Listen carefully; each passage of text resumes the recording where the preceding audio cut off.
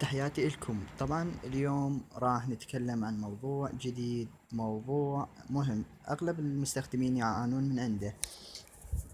مستخدمي أجهزة الشريحتين راح يفعلون انترنت عن طريق أحدى الشريحتين. في أجهزة هواوي في الأغلب يمكنك الدخول إلى إدارة البطاقات. إذا كنت مفعل على الخط الأول أو البطاقة الأولى، فتش بس تنقر هنا وتضغط على موافق، راح يشتغل النت على الشريحة الأولى اللي هي زين إراك أو آسياسيا. إذا كنت تفعل على الشريحة الثانية هم طبق نفس الخطوات، فقط تضغط على البطاقة الثانية وتنطي موافق. بعد إذن من تسوي هاي تشغل فقط بيانات الهاتف وراح يشتغل لك النت على الخط اللي تريده، ماكو اي مشكلة، ما تعاني اي مشكلة. المشكلة هي انه بعض الاشخاص بس يشغل بيانات راح يكنك او يتصل على اي من الشريحتين وهو مفعل على الشريحة الثانية.